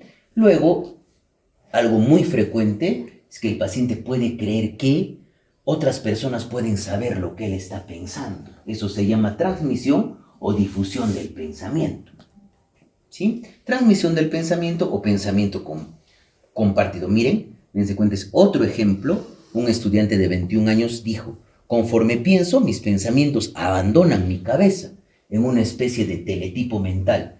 Cualquiera a mi alrededor solo tiene que pasar la cinta a través de su mente para conocer mis pensamientos. Eso se llama, ¿qué sería eso? Transmisión o difusión del pensamiento, ¿sí? Pasividad del pensamiento. Y ahora vamos a hablar de los delirios de control. Muchas veces el paciente siente también que hay una agencia externa que quiere controlar o sus pensamientos, o sus sentimientos, o sus movimientos, o incluso hasta su voluntad. ¿Correcto? Entonces, pasividad afectiva, sentimientos dirigidos, delirios de control. Pasividad de los impulsos, dirigidos. O sea, el paciente dice que no es el impulso propio de él que mueve su mano, sino probablemente es el impulso de otra persona que a través de un microchip lo está controlando. La pasividad de la voluntad, actos volitivos dirigidos, voluntad, delirios de control, o la pasividad somática. Muchos de estos pacientes, por ejemplo, indican que delirios de penetración del exterior. Muchas veces dicen los pacientes que alguien me tuerce la pierna. Alguien probablemente me está introduciendo algo a mi cerebro, ¿sí? Y acá tenemos un ejemplo. Miren, una paciente de 26 años describe sus acciones como sigue. Cuando alargo mi mano para coger el peine, son mi mano y mi brazo los que se mueven y son mis dedos los que recogen el bolígrafo. Pero yo no los controlo. Me siento ahí esperando que se muevan y son totalmente independientes. Lo que hacen no tiene nada que ver conmigo. Solo soy una marioneta manipulada por hilos cósmicos. Cuando se tira de los hilos, mi cuerpo se mueve y yo no puedo impedirlo. ¿Eso qué serían? Delirios de control, ¿no es cierto? La paciente siente que hay otra agencia externa que está controlando sus movimientos, ¿sí? Y acá tenemos la percepción delirante, que ahorita les voy a explicar. Permítanme, chicos, un momentito ir al servicio. Ya. Ha quedado hasta ahí entendido, ¿no es cierto? Una percepción delirante. Una percepción normal se interpreta de manera delirante o delirio primario. Miren, acá un joven irlandés estaba desayunando con 2 compañeros de habitación, sentía una sensación de desasosiego, de que iba a ocurrir algo espantoso. Uno de los huéspedes empujó el salero hacia él. En ese momento se daba cuenta de que se trataba de un salero común y que la intención de su amigo era inocente. Justo antes de que le llegase el salero, supo que debía volver a casa para escribir al Papa, que estaba visitando Irlanda para ver a su familia y recompensarles. Porque nuestro Señor va a volver a nacer en una de las mujeres y debido a esto, todas las mujeres han nacido diferentes con sus partes íntimas al revés, por ejemplo, ¿no? Eso es una percepción delirante o delirio primario, es decir, se interpreta de manera delirante una percepción normal, ¿sí? Y acá tenemos pues los síntomas característicos de la esquizofrenia. Acá tenemos los síntomas de primer rango, los pensamientos audibles, las voces que dialogan, discuten y hablan entre sí, las experiencias de pasividad, la percepción delirante, el robo y la difusión del pensamiento, la pasividad del pensamiento, los pensamientos influidos, otras experiencias a nivel de voluntad. Esto no lo tomemos en cuenta, chicos, por favor, porque la literatura no describe síntomas de segundo rango, solamente describe síntomas de primer rango y lo que ya les he dicho. Las 4 A's de Bloiler: asociaciones laxas, autismo, afecto anormal y ambivalencia. ¿Sí? Listo. Pondremos un punto a los alumnos que vienen a la clase. Como son de la sección D, ¿no es cierto? Todos son de la sección D, ¿no es cierto? Y esos son los síntomas de primer rango de Schneider. ¿Sí? Y, miren, los síntomas de la esquizofrenia pueden ser, como hemos visto, ¿no es cierto?, en ese puzzle, considerado justamente como dominios. Entonces vamos a tener un dominio positivo, donde están las ideas delirantes y las alucinaciones, ¿no es cierto? Vamos a tener un dominio negativo, donde va a estar la apatía, la anedonia, la abulia, ¿correcto? Incluso hasta la logia, que es la pobreza del contenido del pensamiento, ¿sí? Y vamos a tener un dominio de desorganización, tanto conductual, porque un paciente puede desorganizarse conductualmente, por ejemplo, puede empezar a ¿qué, no? A dejar de realizar su higiene normal. Eso ya es una conducta desorganizada, sin ningún objetivo, ¿no es cierto? O puede empezar a juntar papeles en las calles y llevarlos a su casa, sin ningún motivo. O desorganización cognitiva. Y los síntomas negativos pueden ser de 2 tipos. Los primarios, chicos, son los propios de la enfermedad, los que vienen explicados por esa hipodopaminergia mesocortical. Pero también el paciente puede experimentar síntomas negativos secundarios, es decir, ¿qué cosa puede desarrollar? ¿Ustedes no creen que un paciente con esquizofrenia se puede deprimir? Especialmente cuando hay bastante introspección respecto al cuadro y el paciente tiene una buena reserva cognitiva. Yo recuerdo mucho un paciente en el Hospital Honorio Delgado, era un paciente de 28, 29 años, que había hecho el primer episodio psicótico a los 24, 25. Había estudiado, ¿no es cierto?, creó una carrera técnica, pero después del episodio se deprimió empezó a experimentar ideas de contenido autolítico y poco después de eso se colgó al paciente en su casa. Pero porque había un buen ajuste premórbido y bastante introspección. Él sentía que el hecho de tener el trastorno lo iba a limitar bastante. ¿Sí? Por eso un paciente puede hacer una depresión.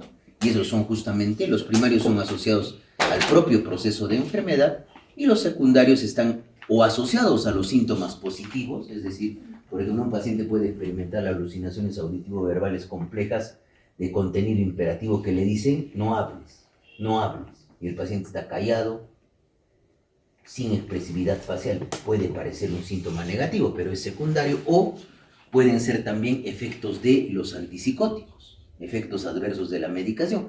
¿Se acuerdan qué pasaría si yo doy un antipsicótico, un bloqueador dopaminérgico puro D2? Voy a exacerbar los síntomas negativos, ¿no es cierto? O puede ser que el paciente experimente depresión. Y finalmente, los síntomas cognitivos, chicos, son una parte del propio proceso de la enfermedad y va a llevar, junto con los síntomas negativos, a una discapacidad muy importante. ¿Correcto? Y finalmente, la conducta violenta, eso es lo que yo también quiero que se saquen, chicos, de la cabecita. La conducta violenta es perpetrada por una minoría de personas con esquizofrenia, ¿sí?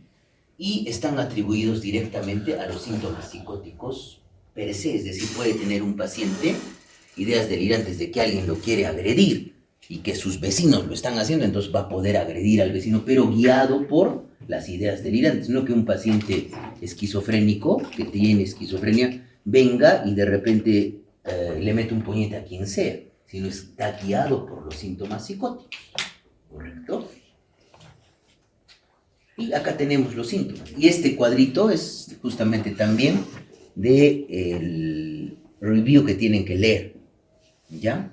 Entonces, hay síntomas positivos, donde están las ideas delirantes, las alucinaciones, la hostilidad, el trastorno del pensamiento, así como también alteraciones motoras, catatonía, alteración psicomotora, los síntomas negativos que tienen que ver con el afecto aplanado, la alogia o pobreza del contenido del pensamiento. Es lo que pasa con mis alumnas que hemos visto pacientes, hemos visto un paciente que hemos hecho examen mental.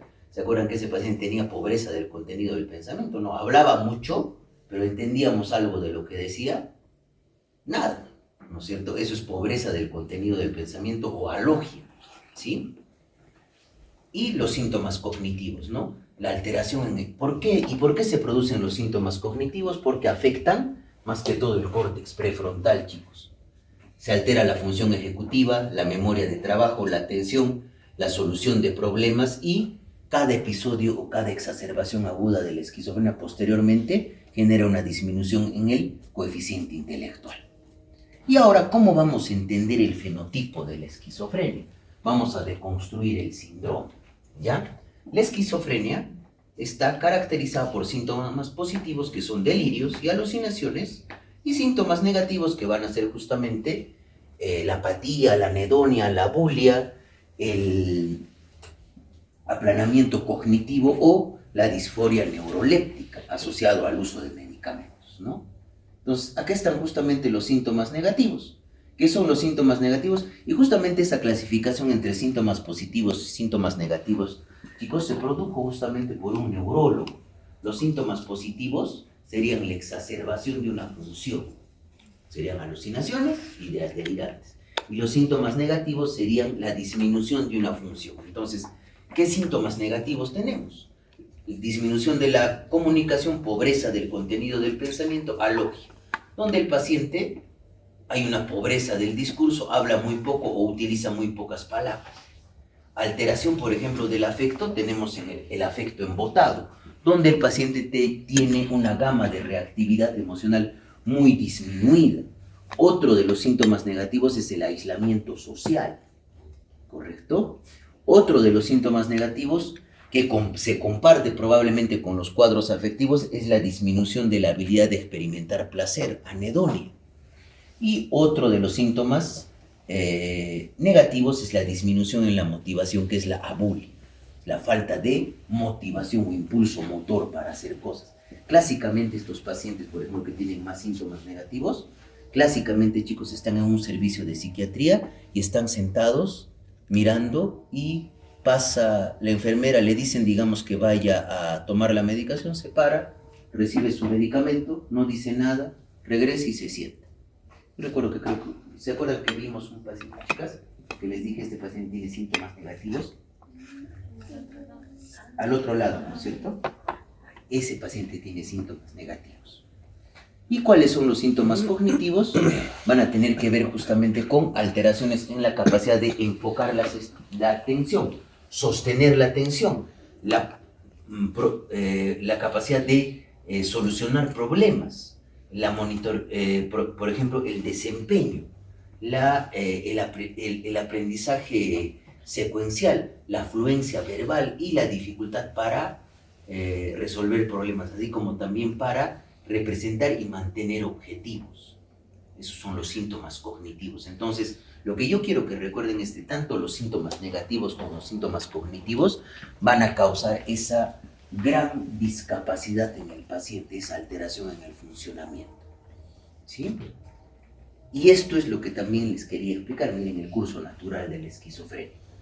Viene probablemente el pródromo, viene el primer episodio, y después del primer episodio, ¿qué pasa con el nivel del funcionamiento? Empieza a disminuir.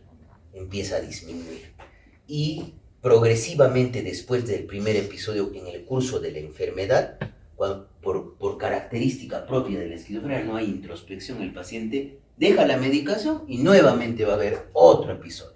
¿Y eso qué genera? Que progresivamente se vaya perdiendo tejido cerebral. Y si se pierde tejido cortical, ¿qué va a pasar con los ventrículos laterales? ¿Se van a dilatar o se van a volver más chiquitos? Dilatar, ¿no es cierto? Y eso es probablemente el principal hallazgo imagenológico que se observa en la esquizofrenia, dilatación de los ventrículos laterales, ¿sí? Y al final, ¿qué creen que va a pasar con una enfermedad donde hay exacerbación? Probablemente hay un poquito de respuesta al medicamento, Principalmente, chicos, recuerden, los 5 primeros años del primer episodio psicótico de una esquizofrenia son muy importantes para la respuesta al tratamiento, ¿ya? Y luego se vuelve en síntomas crónicos de recaída y residuales, y al final, como el paciente no cumple con el tratamiento, se hace resistencia al tratamiento. Y es un paciente que muchas veces está polimedicado con dos o más antipsicóticos, cuando en realidad podemos evitar esto, ¿no? ¿Y para qué creen, por ejemplo, que se ha desarrollado? Si el paciente no quiere tomar pastillas, ¿para qué creen que se ha desarrollado la medicación de depósito? Para utilizar en este tipo de pacientes, porque hay medicación que nos permite utilizarla por 30 días.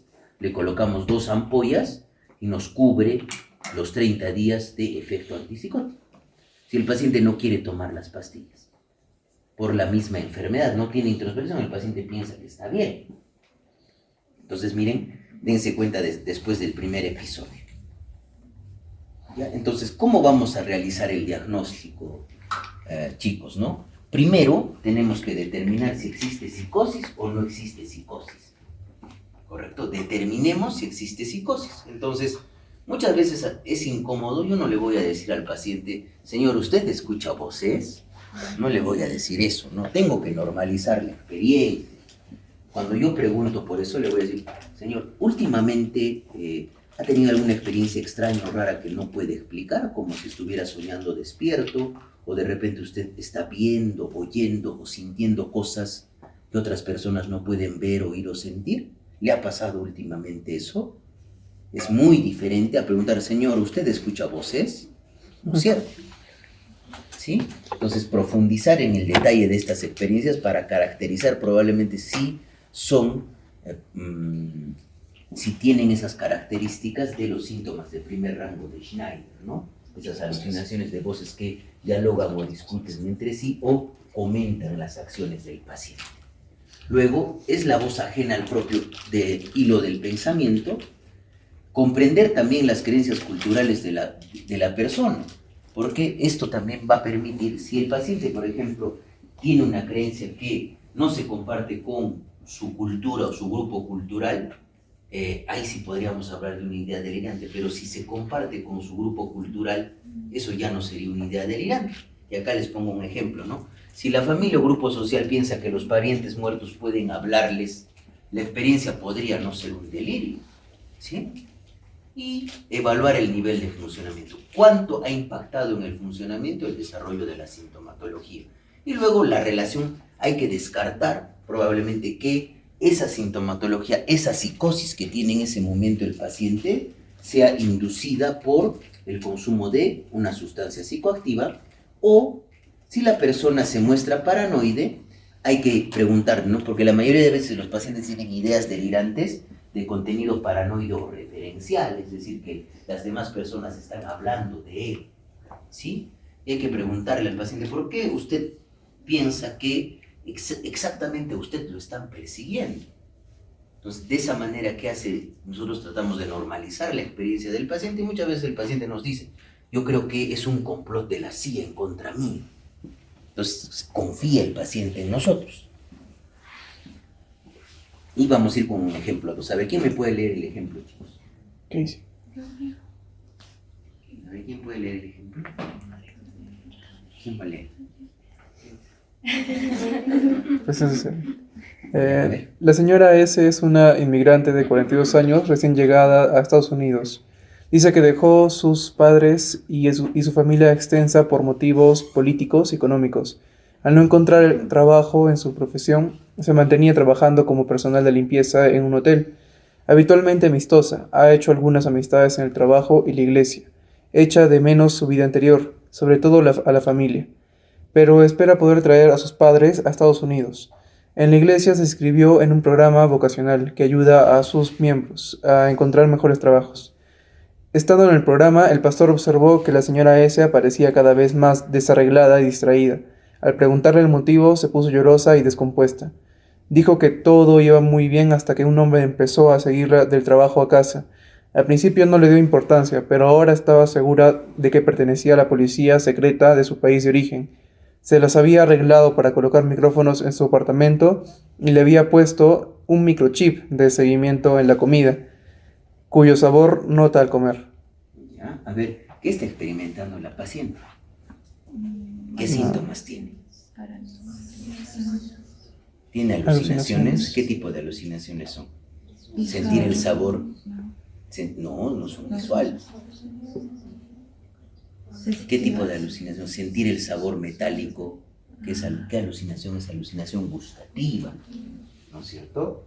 Ustedes podrán sentir el sabor metálico del chip y además tiene ideas delirantes. Creen que alguien le está persiguiendo y que ha puesto algo para poderla vigilar. ¿Y qué ha estado pasando con él? ¿De qué se ha dado cuenta el pastor de la iglesia? Que cada vez está más desarreglada.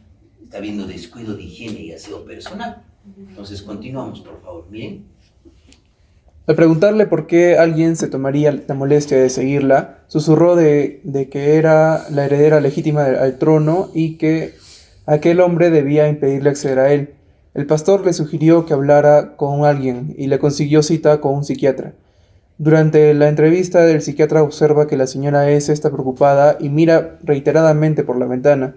Al preguntarle qué mira, ella responde con indiferencia que los autobuses urbanos que llevan cierta publicidad le envían códigos de sus partidarios desde su país.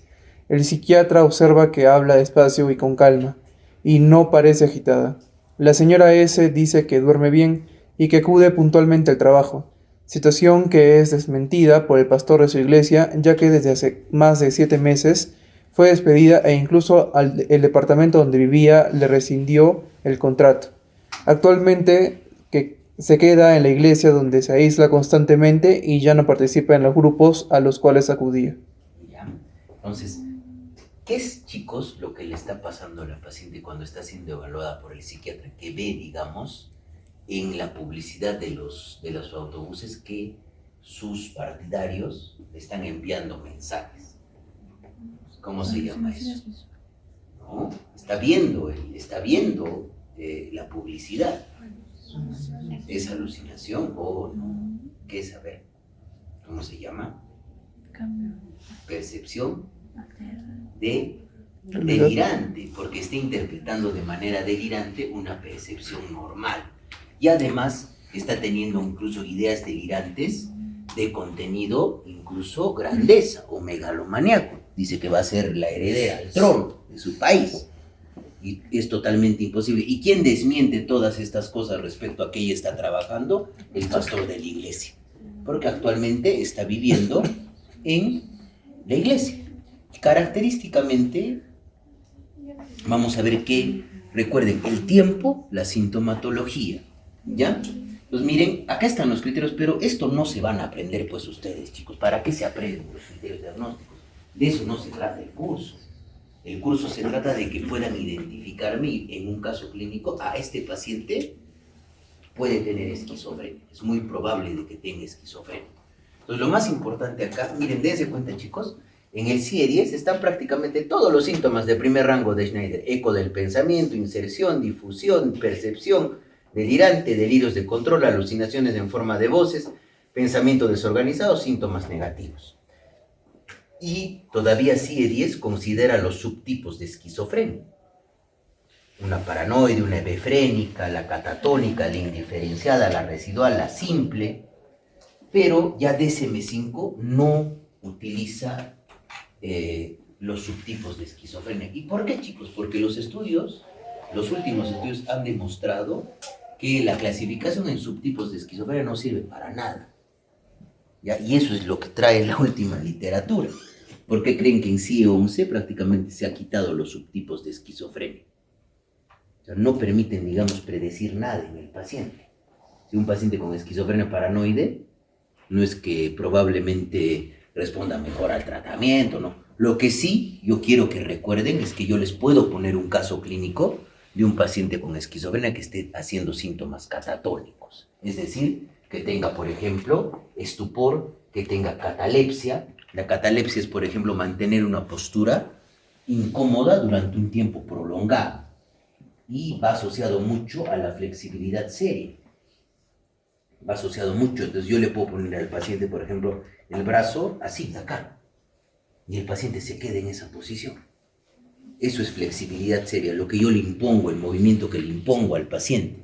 Y la catalepsia es quedarse en una posición incómoda. Puede haber también ecopraxia. Yo de repente me agarro la barbilla y el paciente también se agarra la barbilla. Me rasco la cabeza y se rasca la cabeza también el paciente. Eso es ecopraxia. O de repente yo le digo, buenos días, señor Gómez, ¿cómo está usted? Y el paciente responde de la misma manera. Eso es ecolalia, ¿ya? Puede haber también mutismo, negativismo. En el negativismo, por ejemplo, yo le doy la mano al paciente. En el negativismo pasivo, el paciente no me da la mano. Y en el negativismo activo, el paciente esconde la mano para no dármela. ¿Sí? Entonces, eso es lo que yo les podría preguntar, el especificador con catatonía. Porque, sin embargo, incluso la propia catatonía,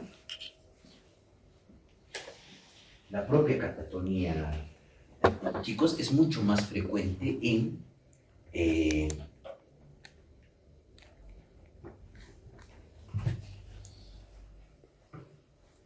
¿ya? Es mucho más frecuente en los trastornos afectivos. Me está preguntando una... ¿Mañana tienen examen de medicina? Sí. ¿A qué hora es su examen? Porque la doctora Marlene Ross me está preguntando que hay un grupo de pacientes que tiene examen de medicina mañana al mediodía por indicación de la doctora con quien rotan en medicina, por ello no van a poder cumplir el horario de rotación.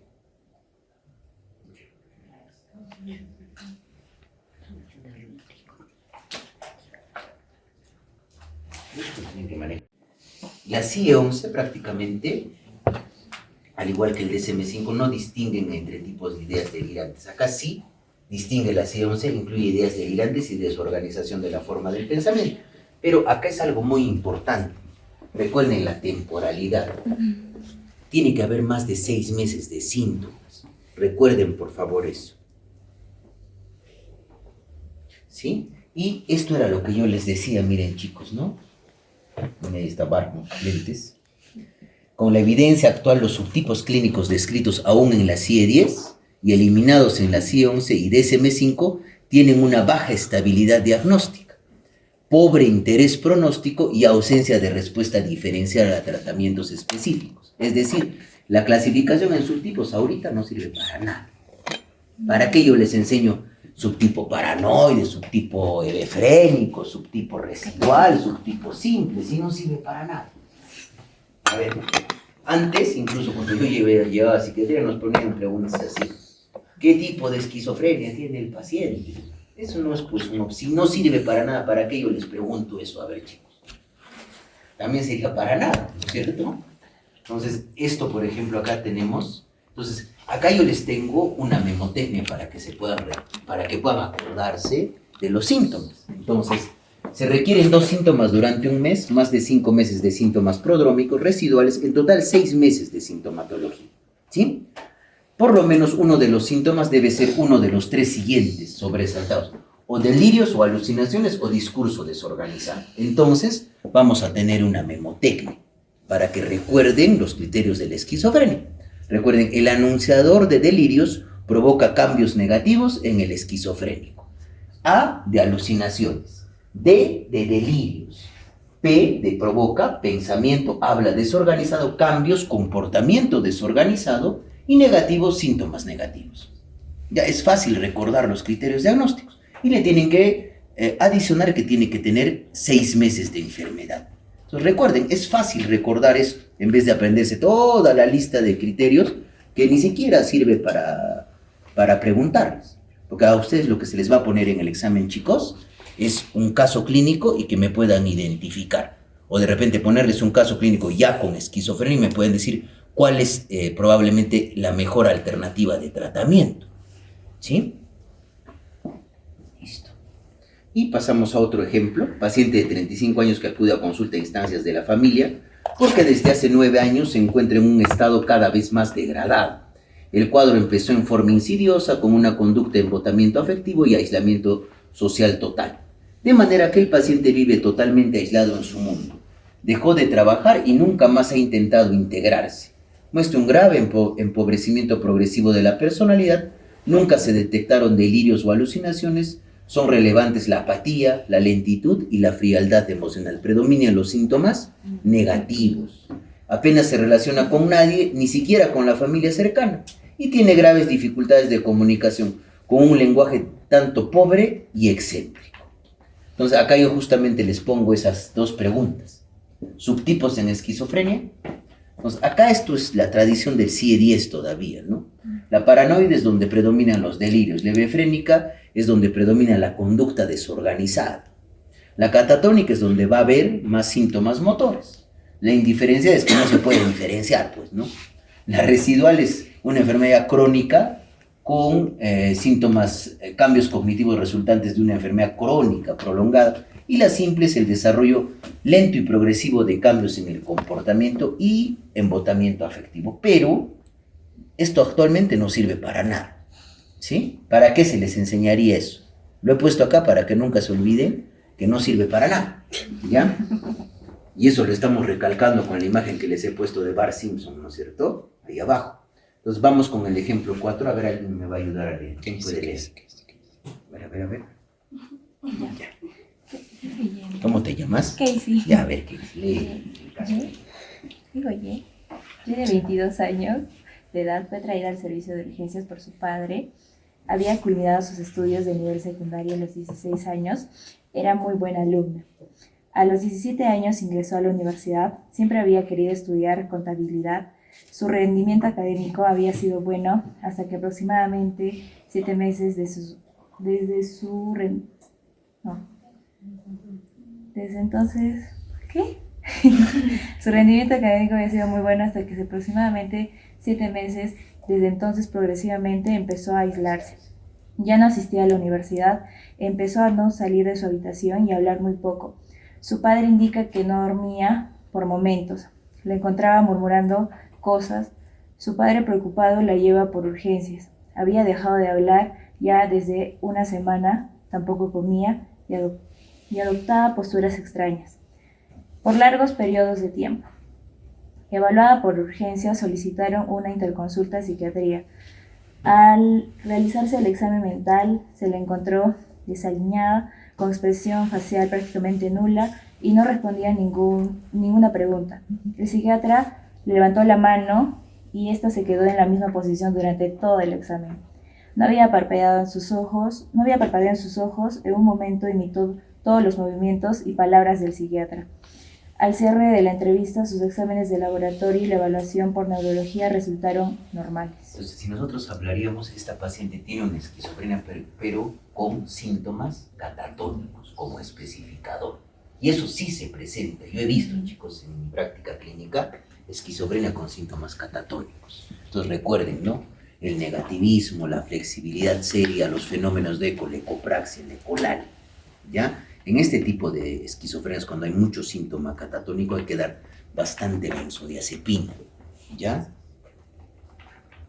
Y acá tenemos los síntomas catatónicos que hemos descrito en la historia, en nuestro ejemplo. Catalepsia, mantener posturas por un periodo incómoda, por un periodo prolongado. Flexibilidad seria, ¿de dónde viene serio? De vela, pues, ¿no? ¿Qué pasa cuando yo agarro una vela y está caliente? Le puedo dar su forma, no la puedo doblar, ¿no es cierto? Eso es flexibilidad seria. Puede haber mutismo, no habla el paciente, negativismo, le quiero dar la mano y no me la da, o ese sería un negativismo pasivo, y uno activo es que yo le quiero dar la mano y el paciente esconde la suya. Posturas incómodas, maneirismos extraños, es decir, el paciente, por ejemplo, puede adornar un movimiento, me quiere dar la mano y empieza a hacer así y recién después me da la mano, eso es un maneirismo. Comportamientos estereotipados, agitación, hacer muecas o los fenómenos de eco, ¿no? Ecolalia, ecopraxia, o incluso puede haber ecomimia, ¿ya? Y después vamos a llegar al tratamiento del esquizofrenia. Ahí, chicos, voy a bajar a marcar, ¿ya? Tengo que marcar las 2 horas. Entonces, ahora vamos a ver el tratamiento de la esquizofrenia. El tratamiento netamente psicofarmacológico, chicos, de primera línea. Nos podemos utilizar antipsicóticos clásicos o de primera generación que son antagonistas de 2, ¿ya? Podemos utilizar antipsicóticos de segunda generación que son antagonistas del receptor 5-HT2A, así como también del receptor D2. O podemos utilizar lo que se conoce como agonistas parciales del receptor D2,5-HT1A, o lo que se conoce como antipsicóticos de tercera generación o antipsicóticos inteligentes, ¿ya? Ahí, por ejemplo, está el aripiprazol, el brexpiprazol y la cariprazina. Es decir, estos antipsicóticos, por ejemplo, ¿qué hacen al ser agonistas parciales? Como nosotros sabemos que hay hipodopaminergia mesocortical, a nivel de esa vía donde hay hipodopaminergia van a actuar como agonistas. Y a nivel de la vía donde hay hiperdopaminergia van a actuar como antagonistas. Son fármacos inteligentes. Por eso el aripiprazol, cuando se lanzó, tenía el nombre de Abilify, ¿ya? Entonces todo tiene sentido, chicos, cuando vamos. Y el otro fármaco que se puede usar, que les expliqué, que es la pimavanserina, que se utiliza para la psicosis asociada a la enfermedad de Parkinson, es un antagonista 5-HT2A. Entonces, ¿cuál es el objetivo? Hacer esto. Miren, esta es una vía mesolímbica hiperactiva con síntomas positivos. Utilizo el antipsicótico, pero ¿cuál es el problema del antipsicótico, chicos, no? Como solamente actúa al bloquear el receptor D2, puede generar que se exacerben los síntomas negativos en el circuito de recompensa. Terapéuticamente sí reduce los síntomas positivos, pero como efecto adverso incrementa los síntomas negativos, apatía, anedonia. Y justamente por eso era importante conocer las vías, ¿sí? Y miren qué pasaría si normalmente esto es lo que pasa en un paciente con esquizofrenia, la hipodopaminergia mesocortical. ¿Y qué creen que pasa si utilizo un antipsicótico de primera generación? Acá va a empeorar los síntomas negativos y los síntomas cognitivos, ¿no? Tanto síntomas cognitivos, síntomas negativos y síntomas afectivos. Entonces, un antipsicótico, por ejemplo, típico es pues el haloperidol. El haloperidol, por ejemplo, aplana pacientes. Es decir, empeora los síntomas negativos, ¿sí? Porque como bloquea la vía a nivel mesocortical, que ya por la misma etiopatogenia de la esquizofrenia tiene un funcionamiento, tiene un hipofuncionamiento, entonces va a generar mayor hipofuncionamiento de esa vía que ya está funcionando mal, ¿sí? ¿Ya?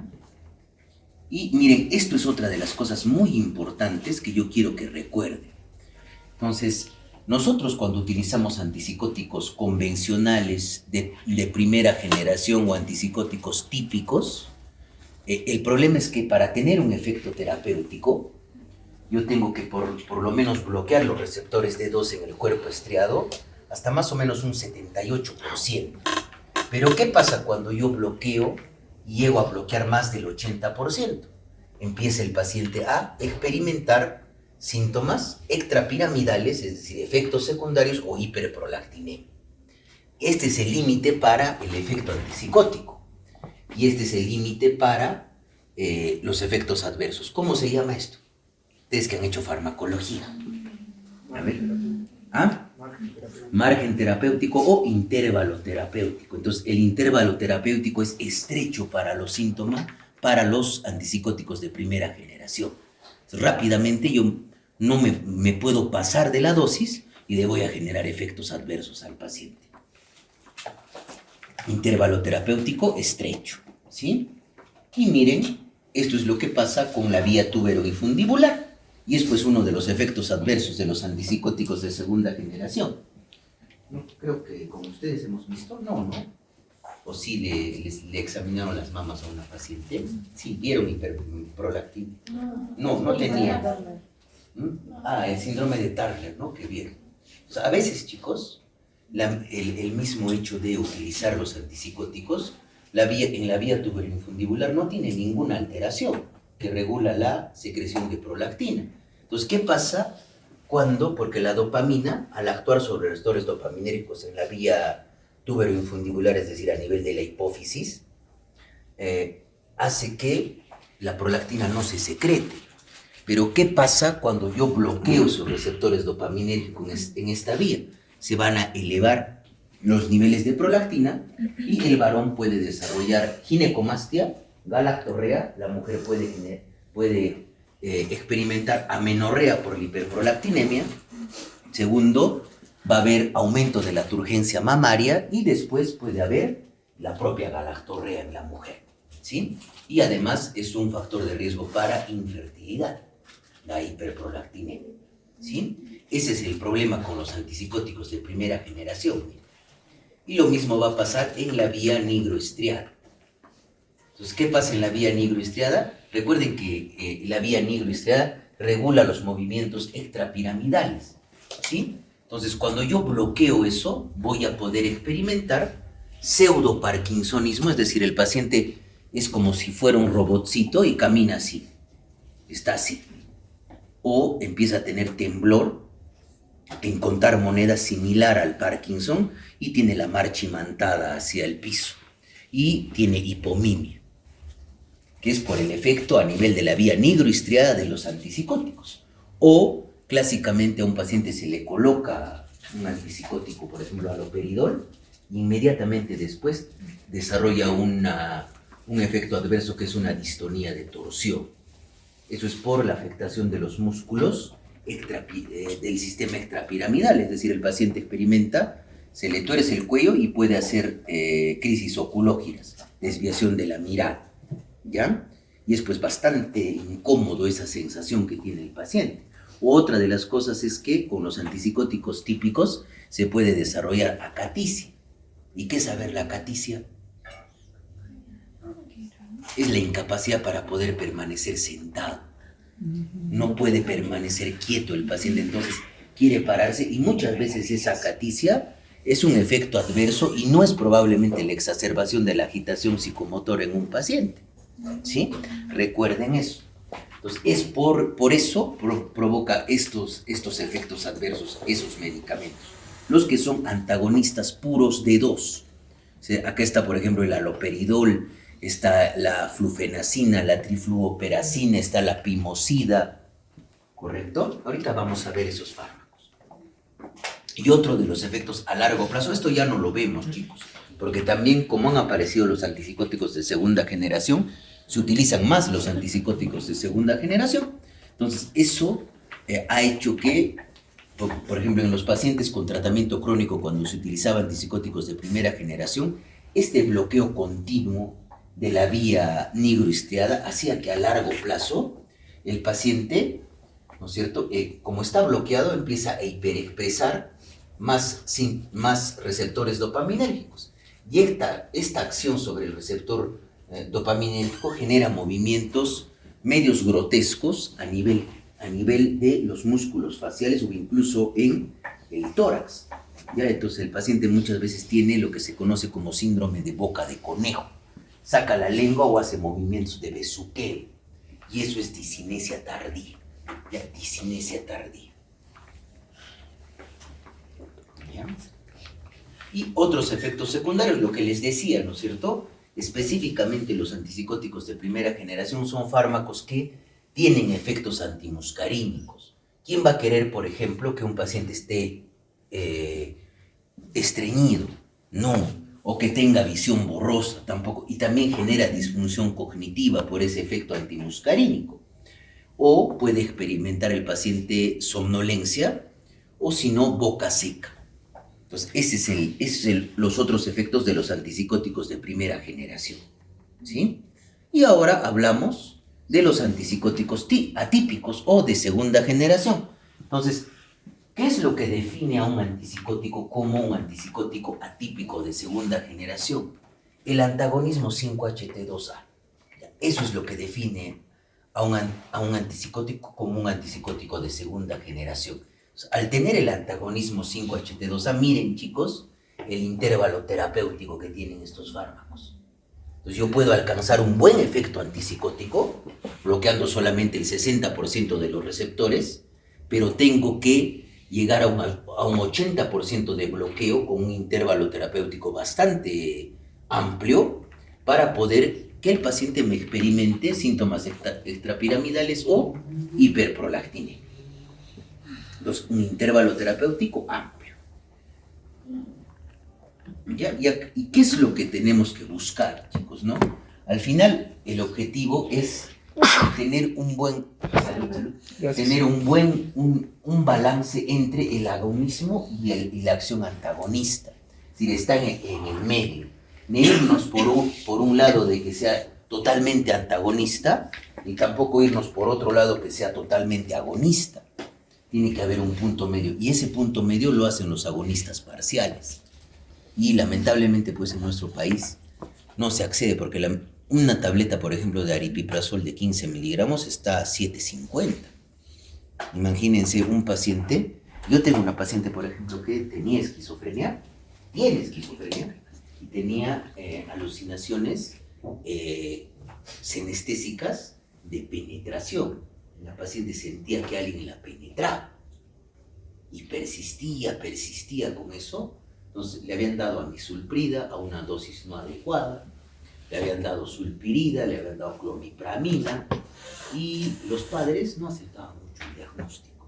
Entonces, lo que yo hice es darle aripiprazol y llegamos a 30 miligramos y ahorita la paciente está muy bien. Está ayudando a sus papás en el trabajo, ha disminuido las alucinaciones senestésicas. Yo cuando la vi la primera vez estaba bastante desorganizada, incluso a los papás les dije, hay que hospitalizarla a su hija, porque estaba bien desorganizada, ¿ya? Entonces ese es el objetivo. Entonces, acá tenemos las dosis de los fármacos. Ahora, no es el objetivo, chicos, que ustedes aprendan las dosis. ¿Para qué se van a aprender las dosis? ¿Sí? Pero sí tienen que saber que el haloperidol probablemente es el principal antipsicótico de primera generación que se utiliza de manera intramuscular. Y específicamente lo utilizamos los primeros días para hacer después el puente a ir al antipsicótico de segunda generación. ¿Sí? Ahora, si nosotros utilizamos haloperidol, probablemente una dosis en el primer episodio desde 2 miligramos y para múltiples episodios 4 miligramos. Sulpiride. Algunos utilizan sulpiride, pero no una dosis adecuada.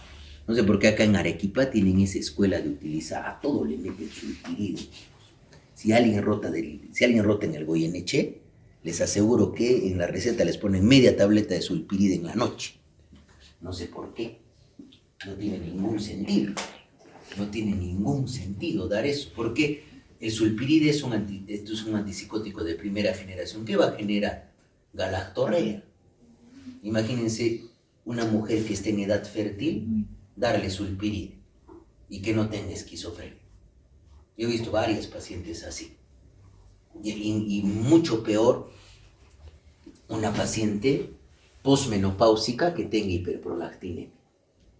Aquí yo les pongo, a ver, ¿qué hace la prolactina sobre? Normalmente una paciente posmenopáusica que ya tiene la densidad mineral ósea disminuida, ¿no es cierto? Ya. ¿Y qué hace la prolactina sobre el hueso? Disminuye el calcio. Ya, hace más resorción ósea, estimula los osteoclastos.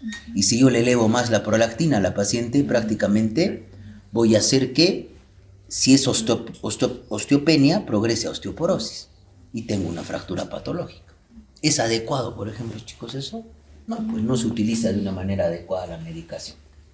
Y trifluoperacina que se puede utilizar. Y dentro de los fármacos de segunda generación, recuerden aripiprazol. ¿Por qué recuerden el aripiprazol, chicos? Porque tiene prácticamente cero efecto sobre el peso y el desarrollo de diabetes. Lurasidona también tiene cero efecto sobre el peso y el desarrollo de diabetes y se puede utilizar, está disponible. Olanzapina también está disponible, pero tiene incremento del apetito y aumento de peso y está asociado a hipertrigliceridemia, ¿sí? Quetiapina hay que utilizar dosis adecuadas, ¿no?